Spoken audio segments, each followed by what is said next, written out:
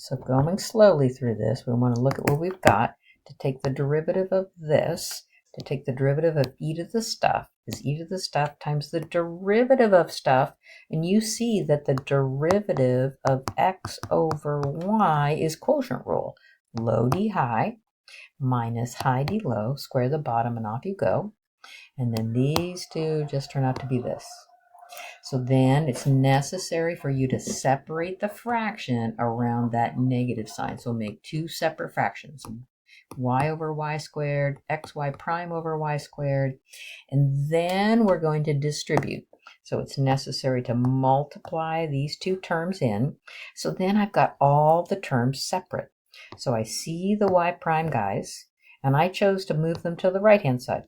It doesn't matter. You can choose right or left-hand side. So once I factor out the y prime, I get to there, and then I divide through by this. Big ugly answer, right? Okay, let's do this one. So the derivative of cosine, you know, is negative sine. You carry the angle along, and then again, I'm taking the derivative of x over y. You see the quotient rule. So low d high minus high d low, square the bottom, and off you go.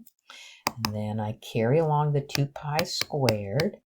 Derivative of x cubed is 3x squared. Carry the negative 6 along to take the derivative of e to the y. E to the negative y. E to the negative y. Derivative of the stuff would be negative y prime.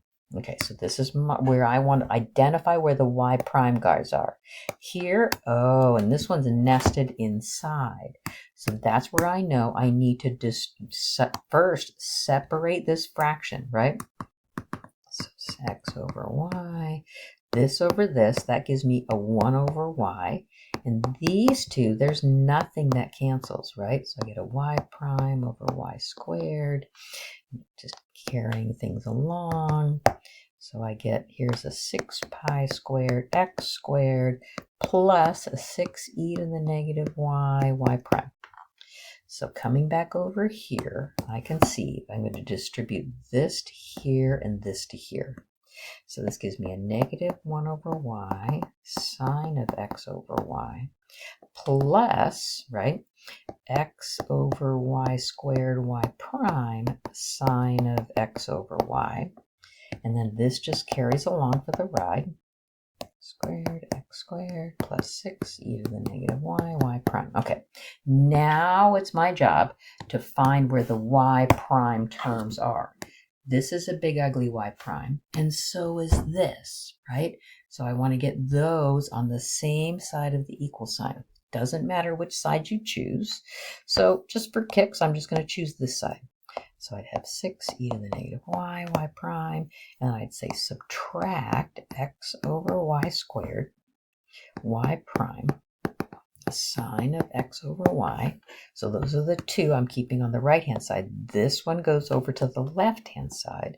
So it'd be negative 1 over y, sine of x over y, minus 6 pi squared, x squared. So then your job is to factor out the y prime, so that I can solve for the y prime, right?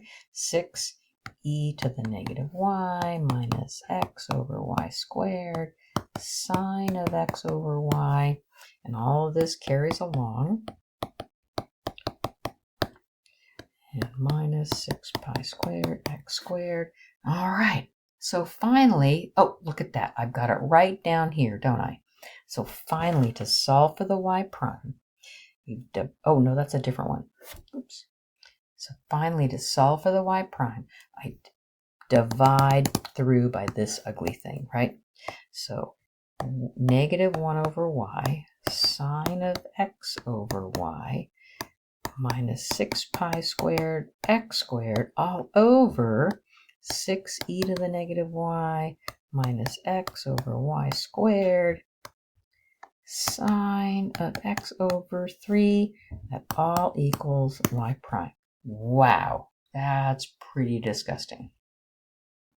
Let me try writing that again. That's pretty messy there. Okay, so I divided through by this, right? So y prime equals, so I get a negative 1 over y sine of x over y minus 6 pi squared x squared, all divided by this, right? Let's get a different color going here. All divided by this guy. So I'd have 6e to the negative y minus x over y squared sine of x over y. Wow.